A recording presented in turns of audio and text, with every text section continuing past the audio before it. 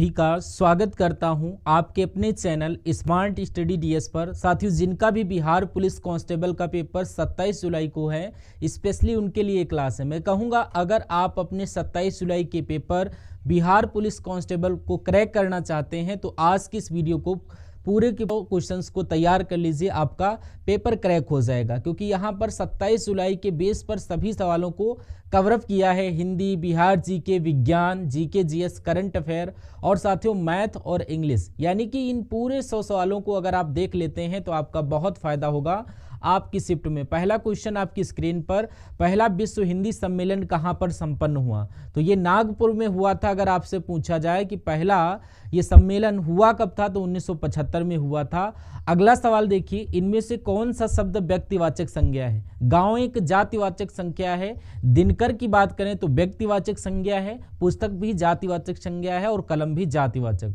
अगला देखिए, कामायनी महाकाव्य के रचयिता मैथिली शरण गुप्त नहीं, निराला भी नहीं, जयशंकर प्रसाद कामायनी महाकाव्य के रचयिता हैं, जिनका सही बिल्कुल करेक्ट। उसके बाद कौन सा वाक्य अशुद्ध है? अशुद्ध वाक्य आपको बताना है।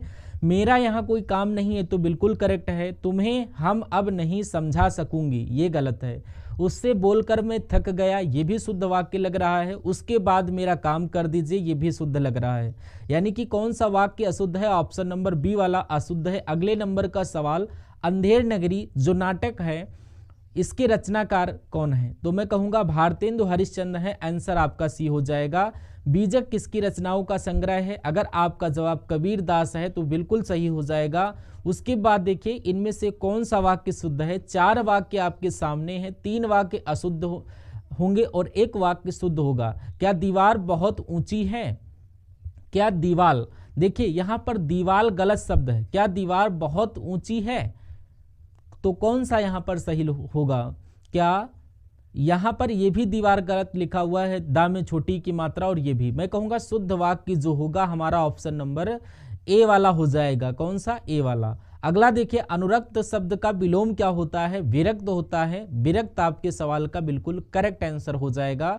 उसके बाद देखिए, ईश्वर के प्रति प्रेम भाव का वर्णन किस रस में होता है? तो आपको भक्ति रस बता देना है, क्योंकि ईश्वर के प्रति जो प्रेम भाव का वर्णन होगा वो भक्त रस में होगा। अब चिकना घड़ा होना, मुहावरे का अर्थ क्या है? चिकना होना नहीं, चापलूसी करना नहीं, निर्लज्ज होना, यानी कि बिल्कुल बेशरम सा प्रतीत होना, ये करेक्ट हो जाएगा। अब निषिद्ध का विलोम आपसे पूछा जा रहा है। ये कई बार क्वेश्चन आपके एग्जाम में पूछा जाएगा, तो विहित इसका विलोम होता है, तो ये क्वेश्चन याद रखेंगे। अगले नंबर की अगर बात करें तो यहाँ पर अगला नंबर क्वेश्चन है, अमेरिका की स्वतंत्रता संग्राम के नेता कौन थे? ये आपको बताना है। तो अमेरिका के स्वतंत्रता संग्राम के नेता जो हैं वाशिंगटन हैं। Right answer option number D के साथ जाना चाहिए। 15वीं शताब्दी में कौन से व्यापारी सबसे पहले हिंद चीन पहुंचे? तो यहाँ पर पुर्तगाली की बात चल रही है, तो पुर्तगाली आपका आंसर हो जाएगा। नेक्स्ट क्वेश्चन है, बारदोली सत्याग्रह में मुख्य भूमिका किसने निभाई थी? तो सरदार वल्लभ भाई पटेल हो जाएगा, इन्होंने ही निभाई थी। उसके बाद देखिए, अमेरिका में नागरिक अधिकार आंदोलन किसके द्वारा शुरू किया गया था? तो आपका जवाब मार्टिन लूथर किंग जूनियर हो जाएगा, जो कि अमेरिका में नागरिक अधिकार आंदोलन शुरू हुआ। किस घटना ने राष्ट्रवाद की अवधारणा को जन्म दिया? तो फ्रांस की क्रांति ने ही यहाँ पर। अब देखिए, बिस्मिल्लाह खां कौन सा वाद्य यंत्र बजाते थे? तो यहाँ पर आपका करेक्ट आंसर शहनाई हो जाएगा। उसके बाद देखिए, साम्यवादी घोषणा पत्र के लेखक कौन थे? कार्ल मार्क्स इसके लेखक थे। राइट आंसर एक के साथ।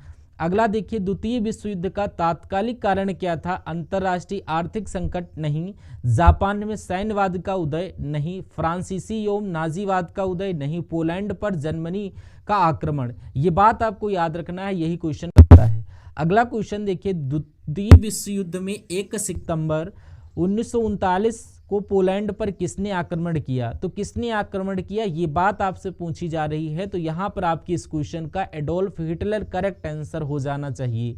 उसके बाद देखिए, अगला क्वेश्चन जो है, हमारे सौर मंडल के किस ग्रह को लाल ग्रह के रूप में जाना जाता है? तो मंगल ग्रह इसका करेक्ट हो जाएगा। एल नीनो शब्द क्या है, ये आपसे पूछा जा रहा है। एल नीनो शब्द, तो राइट आंसर यहाँ पर ऑप्शन नंबर सी के साथ। अगला क्वेश्चन देखिए, कह रहा है कि राजेंद्र सेतु किस नदी पर स्थित है? तो ये साथियों हमारा गंगा नदी पर स्थित है, ये बात आपको याद रखना है। उसके बाद देखिए यहाँ पर भारत की जलवायु की बात की जा रही है, तो भारत की जलवायु कैसी है? तो ये उष्ण कटिबंधीय मानसूनी है। तो आपके जवाब क्वेश्चन का right answer option number C हो जाना चाहिए। अगला क्वेश्चन यहाँ पर देख लेते हैं हम लोग। कह रहा है कि भारत में मीठे पानी की झील, सबसे बड़ी झील कहाँ पर है? तो ये बात आपको याद रखना है, ये कहाँ पर है? वुलर झील जो कि है। करेक्ट आंसर ऑप्शन नंबर किसके साथ जाना चाहिए? ऑप्शन नंबर ए के साथ जाना चाहिए, और जो कि जम्मू कश्मीर में पड़ती है। एक और क्वेश्चन आपसे पूछा जाता है कि सबसे बड़ी झील भारत में कौन सी है? तो आप लोग याद रखेंगे चिल्का झील। चिल्का झील ये है कहाँ? तो ये बात आपको याद रखना है, चिल्का झील ये भी आपका याद रखना है। अगर हम लोग अगले क्वेश्चन की बात करें तो यहाँ पर हिमालय पर्वत की उत्तर पर्वतमाला का नाम क्या है? तो यहाँ पर इसका करेक्ट आंसर हिमाद्री हो जाता है। अब कह रहा है किसे फॉरेस्ट मैन ऑफ इंडिया कहा जाता है? तो जादव पायंग को ही फॉरेस्ट मैन ऑफ इंडिया कहा जाता है। तो इसका correct answer option number C. उच्चतम न्यायालय के मुख्य न्यायाधीश को उनके पद से हटाया जा सकता है, तो ये महाभियोग के द्वारा हटाया जा सकता है, महाभियोग के द्वारा। तो अगले नंबर का सवाल है, यहाँ पर कह रहा है कि भारत की पहली महिला राष्ट्रपति का नाम क्या था? तो यहाँ पर इनका नाम प्रतिभा देवी सिंह पाटिल थी। और उसके बाद देखिए यहाँ पर भारत के नियंत्रक एवं महालेखा परीक्षक की नियुक्ति कौन करता है? यानी कि यहाँ पर आपका राष्ट्रपति साहब भारत एवं नियंत्रक महालेखक सेवा की नियुक्ति करते हैं। अब यहाँ पर अगला क्वेश्चन देखिए, देश का प्रथम नागरिक कौन कहलाता है? तो ये आपका राष्ट्रपति कहलाते हैं। अगला क्वेश्चन, आपातकाल के दौरान मूल अधिकारों के परिवर्तन को निलंबित किया जाता है, तो राष्ट्रपति के द्वारा आपका हो जाएगा right answer option number B. उसके अलावा जब हम संपत्ति का अधिकार की जब बात करते हैं तो अभी ये कानूनी अधिकार है, right answer option number A के साथ जाना चाहिए। अगला देखिए यहाँ पर लोकसभा के अध्यक्ष अपना त्याग पर और अपना इस्तीफा किसे देते हैं? तो यहाँ पर देखिए अगर इस्तीफा देना चाहते हैं तो लोकसभा के उपाध्यक्ष को देते हैं। अगर नेक्स्ट क्वेश्चन की बात करें हम लोग, उपराष्ट्रपति का कार्यकाल कितना होता है? तो यहाँ पर 5 वर्ष का होता है उपराष्ट्रपति का कार्यकाल, ये याद रखिएगा। अब कह रहा है विश्व के किस देश में सर्वप्रथम लिखित संविधान लागू हुआ? तो यहाँ पर अमेरिका देश की बात चल रही है, सबसे पहले लिखित संविधान लागू हुआ था। भारत सरकार का प्रथम लीगल ऑफिसर कौन सा है? तो आपका राइट आंसर भारत के न्यायवादी हो जाते हैं, right answer option number C के साथ। किसानों द्वारा एक वर्ष में 3 विभिन्न फसलें उगाने के पीछे मुख्य कारण क्या है? सुविकसित सिंचाई प्रणाली आपका करेक्ट आंसर होना चाहिए, और कृषि साख की उपलब्धता, ये गलत हो जाते हैं सारे। अगला क्वेश्चन कह रहा कच्चा माल व हाथों में मुद्रा कहाँ जाता है? तो ये कार्यशील पूंजी हो जाती है, right answer option number A के साथ। भारत जैसे देश में सर्वाधिक प्रचुर मात्रा में उपलब्ध उत्पादन का साधन कौन सा है? तो श्रम आपके क्वेश्चन का राइट आंसर हो जाएगा, क्योंकि ये प्रचुर मात्रा में उपलब्ध उत्पादन की बात करें तो ये आपका श्रम राइट आंसर हो जाएगा। चलिए भाई नेक्स्ट क्वेश्चन की तरफ हम लोग स्विच करते हैं। आपसे पूछा जा रहा है कि श्वेत क्रांति निम्नलिखित में से किसके अधिक उत्पादों से संबंधित है?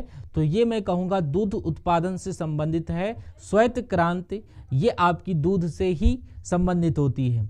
उसके बाद देखिए यहाँ पर वस्तुओं व सेवाओं के उत्पादन के लिए आवश्यक है भूमि, श्रम व भौतिक पूंजी। तो यहाँ पर आपके क्वेश्चन का राइट आंसर होना चाहिए ए व बी दोनों। तो यहाँ पर correct answer option number C के साथ हो जाना चाहिए। भारत में ऋण के औपचारिक स्रोतों की कार्यप्रणाली का पर्यवेक्षण कौन करता है? तो रिजर्व बैंक ऑफ इंडिया के द्वारा किया जाता है। अब यहाँ पर कह रहा है कि जीडीपी का तात्पर्य किससे है? तो यहाँ पर आपका सकल घरेलू उत्पाद करेक्ट आंसर हो जाएगा।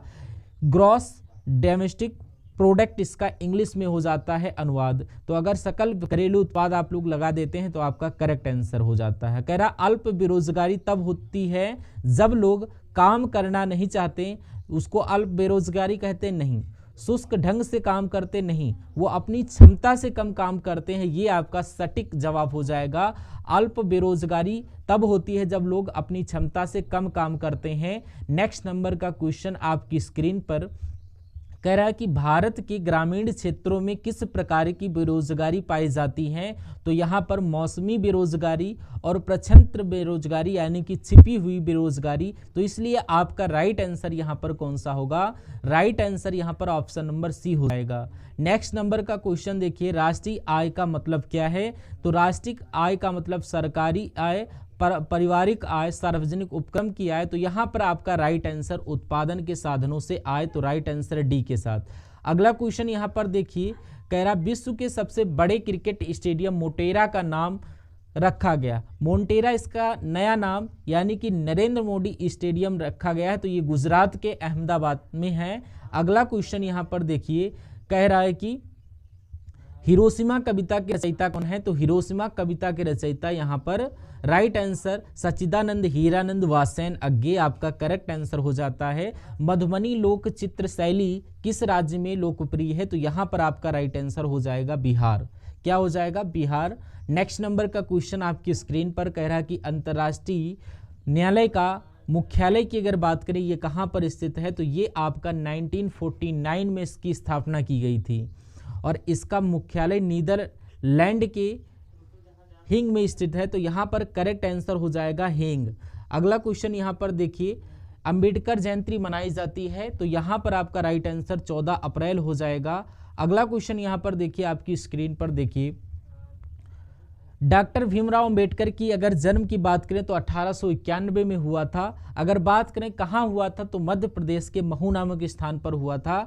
नेक्स्ट नंबर का क्वेश्चन देखिए, आपकी स्क्रीन पर देखिए, यहाँ पर कह रहा है कि विश्व स्वास्थ्य दिवस मनाया जाता है, तो यहाँ पर आपका करेक्ट आंसर 7 अप्रैल को विश्व स्वास्थ्य दिवस हर साल मनाया जाता है, याद रखिएगा।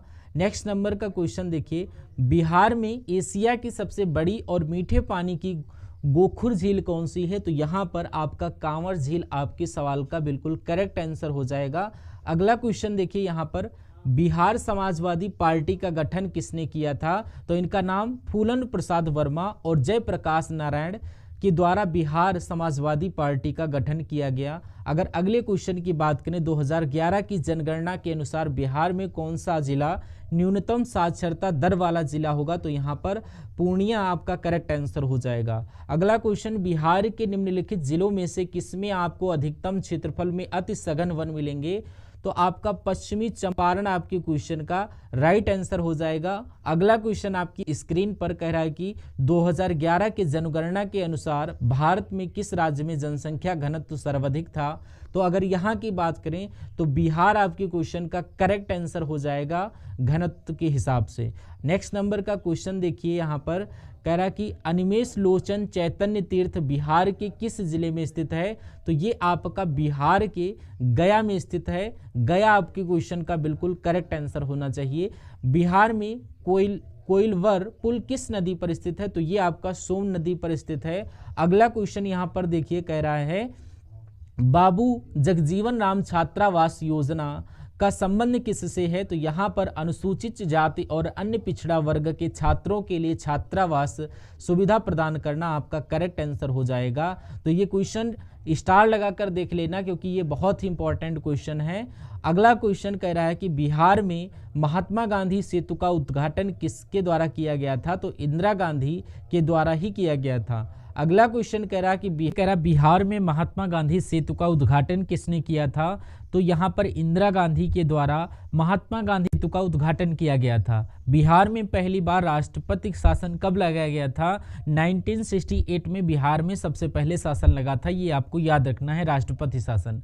जगदीशपुर बिहार में 1857 की क्रांति के नेतृत्वकर्ता कौन थे, तो यहाँ पर बिहार में जो जगदीशपुर में नेतृत्व किया था 1857 का, वो कुंवर सिंह के द्वारा किया था, वो आपका राइट आंसर हो जाता। गांधी जी को चंपारण किसने आमंत्रित किया गया था, तो राजकुमार शुक्ला के द्वारा आमंत्रित किया गया था।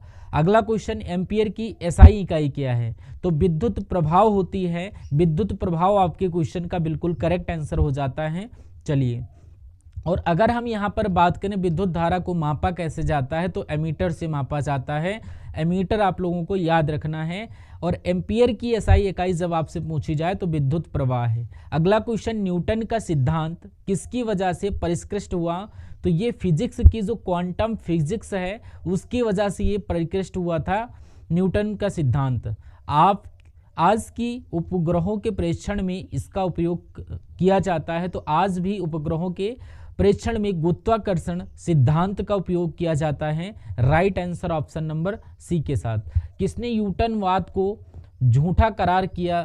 तो यहाँ पर क्वांटम फिजिक्स के द्वारा दिया गया था। आपके क्वेश्चन का बिल्कुल सटीक जवाब हो जाएगा। द्रवों का घनत्व नापने के लिए किस उपकरण का उपयोग करते हैं? अब यहाँ पर आप लोग याद रखेंगे साथियों कि यहाँ पर बात करें हम लोग पिक्नोमीटर की बात करें तो आपका राइट आंसर हो जाएगा। चलिए याद रखना है, द्रवों का घनत्व नापने के लिए हम लोग पिक्नोमीटर का इस्तेमाल करते हैं। हाइड्रोमीटर का भी इस्तेमाल किया जाता है, अगर ऑप्शन में नहीं है तो पिक्नोमीटर का भी इस्तेमाल किया जाता है। अगर हम बात करें साथियों एमिनोमीटर का इस्तेमाल कहाँ किया जाता है, तो पृथ्वी तल पर पवन। आपकी स्क्रीन पर कह रहा है कि बैंगनी रंग के प्रकाश की तरंगदैर्घ्य लगभग कितनी होती है, तो 455 से लेकर 390 nm तक होती है, इसलिए आपका जवाब ऑप्शन नंबर सी के साथ। उसके बाद कौन सा रसायन आतिशबाजी प्रदर्शित करते समय हरे रंग के लिए जिम्मेदार होता है, तो बोरियम क्लोराइड हो जाएगा, ये आपका हरे रंग के लिए जिम्मेदार होता है। आंसर आपका सी के साथ। अगला सवाल देखिए, कह रहा सर्दियों के दौरान बर्फ में नमक डालने से बर्फ पिघलने लगती है, क्यों? यहाँ पर बर्फ की सतह पर पानी के हिमांक बिंदु को बढ़ाता है, नहीं। बर्फ के गहरे अंदर मौजूद पानी के हिमांक बिंदु को कम करता है, नहीं। बर्फ की सतह पर पानी के हिमांक बिंदु को कम करता है, ये आपका जवाब होगा। यानी कि ये क्वेश्चन अगर आता है तो आपको जवाब मैंने बता दिया। अगला क्वेश्चन, निम्नलिखित में से कौन सा तत्व एक अधातु है जो कक्षीय तापमान पर द्रव अवस्था में रहता है, तो यहाँ पर ब्रोमीन की बात चल रही है, ब्रोमीन आपका आंसर हो जाएगा। साथियों अभी कुछ मिनट के बाद मैथ के क्वेश्चंस देखेंगे और उसके बाद इंग्लिश भी होगी, सब कुछ डिफाइन करेंगे। उसके बाद निम्नलिखित में से किस तत्व की परमाणु त्रिज्या छोटी होती है, तो आपका करेक्ट आंसर क्लोरीन हो जाएगा, जो कि सही जवाब हो जाएगा। अगला क्वेश्चन देखिए, इनमें से किस लवण में क्रिस्टलन जल के 10 अणु नहीं होंगे, तो यहाँ पर किसकी बात चल रही, क्या आपका जवाब हो जाएगा? मैं कहूँगा आपका यहाँ पर जवाब क्या हो सकता है, एक बार मुझे बताइए। तो यहाँ पर आपका करेक्ट आंसर एप्सम सॉल्ट आपका करेक्ट आंसर होगा, याद रखिएगा। उसके बाद अंगूर की खेती को आमतौर पर क्या कहा जाता है, तो अंगूर की खेती को अगर बात करें तो विटीकल्चर बोला जाता है, और सेरीकल्चर रेशम उद्योग से संबंधित है। एवीकल्चर की अगर बात करें तो पक्षी पालन से संबंधित है। अगला क्वेश्चन देखिए, निम्नलिखित में से कौन सा विटामिन बी का दूसरा नाम है, तो विटामिन बी का दूसरा नाम यहाँ पर हम लोग थायमीन को मानते हैं, बट नियासिन आपका यहाँ पर लग चुका है मार्क, तो ये आपका गलत होता है। बट यहाँ पर थायमीन आप लोग याद रखिएगा कि निम्नलिखित में से कौन सा विटामिन बी का दूसरा नाम, नियासिन ना होकर ये आपका यहाँ पर थायमीन होगा। अगर विटामिन बी की बात करें तो थायमीन इसका रासायनिक नाम होता है। नेक्स्ट नंबर का क्वेश्चन, पादप वायरस टीएमवी का पूर्ण रूप पूछा जा रहा है, मुझे बताइए। तो टोबैको मोज़ेक वायरस, मैं कहूँगा ये पहला पड़ाव, पहला ही आपका आंसर हो जाता है, टोबैको मोज़ेक वायरस, ये आपका फुल फॉर्म। उसके बाद मानव शरीर का कौन सा अंग इंसुलिन पैदा करता है, तो मानव शरीर की अगर बात करें तो यहाँ पर किसकी बात चल रही है, जो अग्न्याशय होता है, अग्न्याशय ग्रंथि हमारी शरीर में होती है, और ये अग्न्याशय ग्रंथ जो होती है ये हमारे शरीर में इंसुलिन पैदा करती है। और इंसुलिन ये क्या करता है, ये जो हम मीठा वगैरह खाते हैं जैसे उस शुगर को हमारी कोशिकाओं तक ले जाता है। अगर ये सही है, इंसुलिन सही काम कर रहा है तो ये हार्मोन्स हमारे शुगर को कोशिका तक ले जाएगा। अगर ये सही काम नहीं कर रहा, यानी कि अग्न्याशय आपका सही तरीके से काम नहीं कर रहा, तो इंसुलिन हार्मोन नहीं बनेगा, और फिर ये शुगर को हमारे खून में घोल देगा, और ये जब हमारी कोशिकाओं में ना जाकर खून में जाने लगेगा तो उसी को बोला जाता है डायबिटीज रोग हो गया है। तो इसलिए आपका जवाब अगर ऑप्शन नंबर वी के साथ है तो बिल्कुल सही हो जाएगा। उसके बाद 1930 में सीवी रमन के लिए नोबेल पुरस्कार जीता, भौतिकी शास्त्र में जीता था, इसलिए आंसर आपका वो ऑप्शन नंबर सी हो जाएगा। उसके बाद रक्त समूह प्रणाली की खोज किसके द्वारा की गई थी, तो कार्ल लैंडस्टेनर के द्वारा की गई थी, राइट आंसर हो जाता है। पुष्प के किस हिस्से में पराग का उत्पादन होता है, बताइए। तो ये परागकोश में होता है, मैं कहूँगा बिल्कुल परागकोश आपके क्वेश्चन का बिल्कुल करेक्ट आंसर हो जाएगा। अगला क्वेश्चन देखिए, कौन सा जीवाणु अंडाकार या गोलाकार होता है, तो आपका यहाँ पर राइट आंसर कोकस हो जाएगा।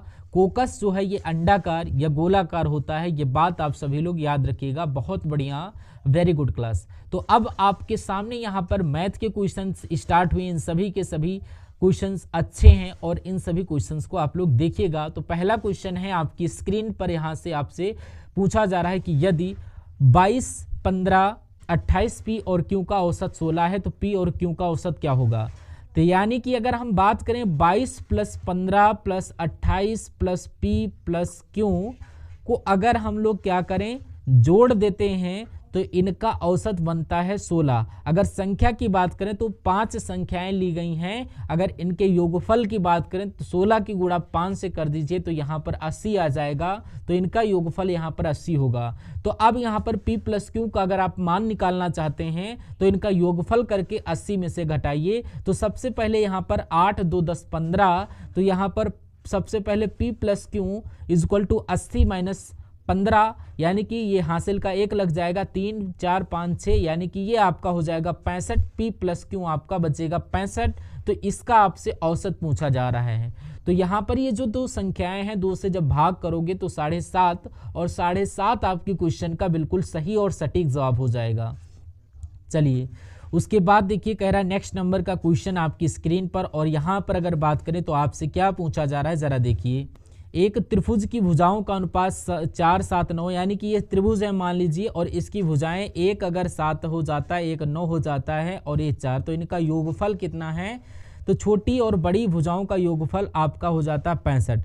तो एक काम करते हैं, जो सबसे छोटी भुजा आपकी है इसको सबको हम x में मान लेते हैं, 7x, 9x, 4x, और जो सबसे छोटी भुजा है ये आपकी कितनी, 4x + 9x, और इनका योगफल बताया गया 65 है। तो दूसरी भुजा ज्ञात कीजिए। तो दूसरी भुजा यहाँ पर 7x है, 7x का मान आपसे पूछा जा रहा है। 9, 4 आपका 13x, और 13x = 65 है, तो x = 65/13 और 13 × 25 = 65, यानी कि x = 5। तो यहाँ पर आपसे ये भुजा पूछी जा रही, x = 5 है तो 7x, यानी कि 7 × 35, यानी कि दूसरी भुजा की लंबाई 35, और 35 किस ऑप्शन में है साथियों, ऑप्शन नंबर सी में वाले में दिया गया है। बहुत बढ़िया, नाइस क्लास। नेक्स्ट नंबर का क्वेश्चन देखिए आपकी स्क्रीन पर, कहा जा रहा है यदि 240 मीटर लंबी ट्रेन 28 सेकंड में 250 मीटर लंबा प्लेटफॉर्म पार करती है तो ट्रेन की चाल आपसे पूछी जा रही है। यानी कि आपसे चाल पूछी जा रही, चाल बराबर आप सभी लोग जानते हैं कि दूरी बटे समय होता है। जब कभी भी हमें प्रश्न में ट्रेन की लंबाई और प्लेटफॉर्म की लंबाई दी जाती है तो दूरी हम उसी को मान लेते हैं।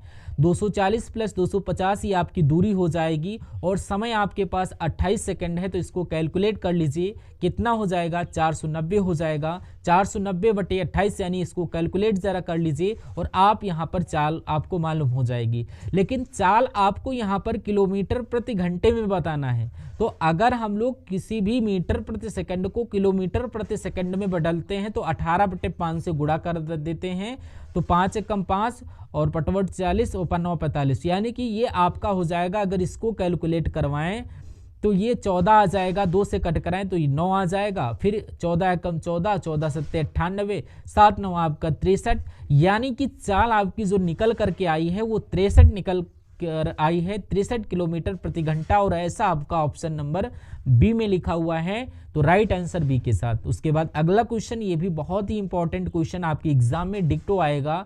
करा ए अकेले किसी कार्य को 18 दिनों में पूरा करता है और बी उसी कार्य को 24 दिन में पूरा करता है। ए कार्य करता तो 18 दिन लगते हैं, बी काम करता तो 24 दिन लगते हैं। तो कह रहा ए और बी ने उस कार्य को 22,500 रुपये में करना तय किया है। यानी ए और बी अगर उस काम को करते हैं तो 22,500 रुपये मिलते हैं, ठीक है। अब उन्होंने सी की मदद ली और 8 दिनों में कार्य को कंप्लीट किया। कहने का मतलब है कि अगर सी भी काम को करने लगता है तो वो काम सिर्फ और सिर्फ 8 दिनों में कंप्लीट हो जाता है। अब एक ऐसा नंबर ले लेते हैं जो 18 और 24 और 8 से भी कट जाए। हमें नहीं पता है, हम नहीं पता लगा सकते वो नंबर कौन सा है, तो आप क्या करें, 18, 24, 8 का एलसीएम निकाल लीजिएगा। चलिए, तो यहाँ पर हम लोग करते हैं, निकालते हैं एलसीएम। तो यहाँ 18, 24 और 8 का एलसीएम निकालते हैं तो आपको दिख रहा होगा, ये आपको 2 से कट करते हैं। तो 2 से जब कटेंगे तो 2, 9, 18 और ये आपका 12 और ये 4 आ जाएगा। फिर 2 से कट करेंगे 9, 6 और 2 आ जाएगा। फिर 2 से कट करेंगे तो 9 और 3 और 1 कम। अब ये 3 से कट होगा, 3 1 कम 3 3 3 9, 3 1 3, और यानी कि अब इसको कैलकुलेट करते हैं, 2 दूना 4, 4 दूनी 8, 8, तो ये आपका 24 3 72, यानी कि आपका 18 पंचे 90, और ये आपका कितना आएगा 24 3 72 और 8 9 72। कहने का मतलब ये हुआ क्या है, देख लीजिए एक बार मैं आपको समझा देता हूँ। कहने का मतलब हो गया इन द सेंस, ए किसी कार्य को एक डेली जो काम करता है वो 4 कार्य करता है, बी डेली 3 काम करता है, और साथियों ए और बी और सी जो काम करते हैं वो 9 करते हैं। तो अगर ए एक दिन में 4 कार्य करता है, ठीक है, और अगर बात करें बी एक दिन में साथियों 3 कार्य करते हैं, तो अगर सी की बात करें तो सी एक दिन में कितना काम करेगा, 4 3 7, और ये 3 लोग मिलकर 9 कर रहे हैं, तो बी सी अकेला 2 करेगा। तो यहाँ पर आपसे पूछा ये जाएगा कि अगर हमें सारा ये कुछ पता चल गया, अब सी से मदद लिया, 8 दिनों में काम को पूरा कर दिया, अब यानी कि सभी लोगों को कितनी राशि मिलेगी, तो ए और बी ने उस कार्य को 22,500 रुपये में करना तय किया था, सी की मदद ले ली और 8 दिनों में काम को कंप्लीट कर दिया। अब इतनी बात आपको क्लियर हो गई होगी। अब तीनों लोगों ने काम किया है तो इनको कितना पैसा मिला, 22,500 रुपये मिले हैं। ये तीनों लोगों ने मिलकर काम किया है। ए और बी ने उस काम को 22,500 रुपये में करना तय किया है और सी की मदद के साथ।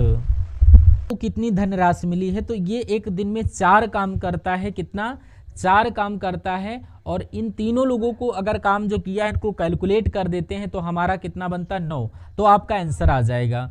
9 से कट करेंगे, 9 दूना 18, 9 पच्चे 45, 2500, और चक्कू कितना होता है 10,000 रुपये होता है, तो यानी ए को 10,000 रुपये मिलेंगे। बाकी बी का भी निकाल सकते हैं और सी का भी निकाल सकते हैं। 4 की जगह पर 3 रख दो, बी का निकल आएगा, और इसकी जगह पर 2 रख दोगे तो आपका सी का पैसा निकल कर आ जाएगा।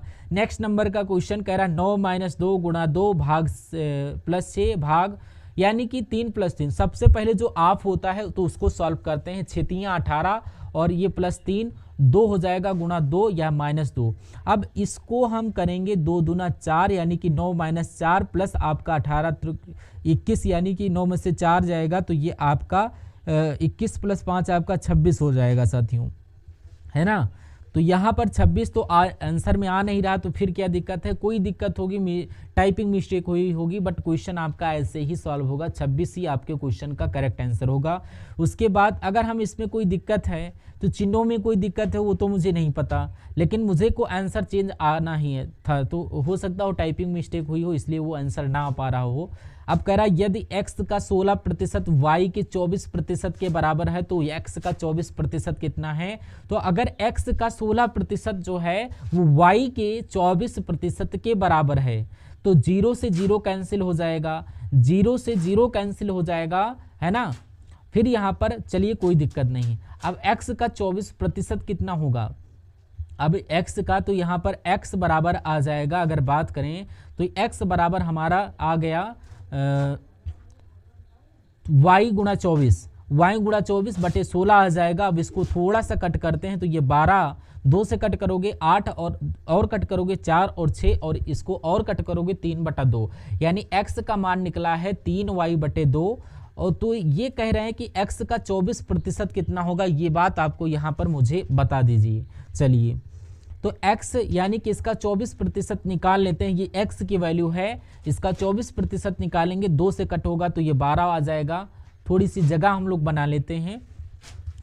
अब यहाँ पर देखिए ये कितना आया, ये इतनी बात आपको समझ में आई होगी। अगर अब बात करें तो आपके सामने x का मान जो आ रहा है वो कितना 12 3 36, 36 बटे आपका कितना आ रहा है, 36 बटे आपका 100 आ रहा है। इसको आपको कैलकुलेट करना है। उसके बाद ये y भी आपका साथ चल रहा है तो इसको कट करिए, 18 आ जाएगा, 2 से कट करोगे 50 आ जाएगा, और कट करोगे 25 आ जाएगा, और कट करोगे 9 आ जाएगा। तो अगर यहाँ पर 9 आ गया, कोई दिक्कत, कोई परेशानी, कोई दिक्कत नहीं। चलिए या ये काम कर लीजिए, अगर हम पीछे जाएं, जैसे कि हम पीछे जाएं तो हमारी पोजीशन आ जाएगी यहाँ पर, ठीक, ये बात आपको समझ में आ रही होगी। ये पोजीशन हमारी यहाँ पर आ जाएगी। अब कहा जा रहा है x का 24% कितना है, तो x का 24% y का 36% है। अरे भाई y गुणा 36/100 को हम ये भी लिख सकते हैं y का 36%, तो यहाँ पर क्या मान आएगा, y का 36 कहाँ कैसे आएगा, तो y का 36 ये आपका ऑप्शन नंबर डी में लिखा हुआ, तो आपके इस क्वेश्चन का आंसर हो जाएगा ऑप्शन नंबर डी के साथ जाएगा भाई। बहुत बढ़िया, वेरी गुड क्लास। चलिए नेक्स्ट क्वेश्चन की तरफ हम लोग स्विच करते हैं। क्या आपसे पूछा जाएगा, कह रहा वो छोटी से छोटी संख्या ज्ञात करें जिनमें से आपको बताना है छोटी से छोटी संख्या, जैसे 8 से और 14 से अगर विभाजित करें तो 5 और 11 शेषफल आए। तो इसलिए आप लोग जब इसको देखोगे तो आपका ये 45 जो है, ये अगर बात करें तो ये आपका आंसर नहीं होगा। क्यों नहीं होगा, देख लीजिए। अगर हम 53 की बात करें तो यहाँ पर इसमें शेषफल 7 बच रहा है, 47 में अगर बात करें तो ये भी नहीं होगा। अगर इसको भाग करें 53 में 8 से, तो 8 संग 48 यानी कि इसमें 5 क्षेत्रफल बच रहा है, और 14 तियां 42 यानी कि इसमें 11 शेषफल बच रहा है। तो हमारा right answer option number B हो जाएगा। उसके बाद देखिए साथियों, अगले नंबर का सवाल आपकी स्क्रीन पर आपसे क्या कहा जा रहा है, कह रहा है कि यदि 25 पुरुष एक काम को 36 घंटे में पूरा करते हैं तो 12 पुरुष उसी काम को कितने घंटे में करेंगे। 25 पुरुष एक कार्य को 36 घंटे में कर रहे हैं, तो 12 पुरुष उसी काम को कितने घंटे में करेंगे, मैं कहूँगा इतने घंटे में करेंगे। 12 एकम 12, 12 तियां 36, 25 तियां कितना होता है 75, तो 75 घंटे का समय लगेगा। और ऐसा आपका कहाँ पर लिखा हुआ है, ऐसा आपका ऑप्शन नंबर डी में लिखा हुआ है भाई। बहुत बढ़िया, वेरी गुड क्लास। अब उसके बाद अब यहाँ पर आपके सामने इंग्लिश के क्वेश्चन शुरू हो चुके हैं, तो इन सवालों को बहुत अच्छी तरीके से आप लोग देखिएगा। आपसे कहा जा रहा है the antonym of artificial. Artificial का एक तरीके से एंटोनिम आपसे यहाँ पर पूछा जा रहा है, यहाँ पर आप लोग बताइए। चलिए, तो आर्टिफिशियल की जब हम लोग बात करते हैं तो आर्टिफिशियल का मतलब होता है कृत्रिम, यानी कि जो हम लोगों के द्वारा बनाई गई। लेकिन अगर इसके विलोम की हम बात करें तो ये आपका क्या हो जाएगा, प्राकृतिक। और प्राकृतिक को इंग्लिश में क्या कहा जाता है, नेचुरल। तो नेचुरल आपका यहाँ पर बिल्कुल करेक्ट आंसर हो जाएगा। नेक्स्ट नंबर का सवाल आप लोग देखिए, आपकी स्क्रीन पर देखिए, कह रहा द प्लरल ऑफ गोज। तो गोज यहाँ पर मिस्टेक हुई है, तो गोज की जगह पर गीज होना चाहिए, ऑप्शन नंबर सी वाला। ठीक है, प्लरल ऑफ गोज नहीं होना चाहिए, प्लरल ऑफ गीज होना चाहिए, यानी कि ये वाला यहाँ पर आ जाएगा। उसके बाद देखिए यहाँ पर कह रहा है कि out of the given alternative select one the best expression of the word X for written की अगर बात करें तो फटाफट आप लोग मुझे बता दीजिए यहाँ पर आपका राइट आंसर क्या होगा। चलिए, कह रहा है कि देखिए out of the given alternative select one that best express of the word.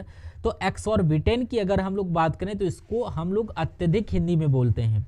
तो इसमें से कौन सा मीनिंग जिसमें अधिक और अत्यधिक बोला जाए, तो एक्सेसिव एक ऐसा है, तो इसमें हम लोग इसको अधिक बोल सकते हैं, तो इसलिए आंसर आपका सी।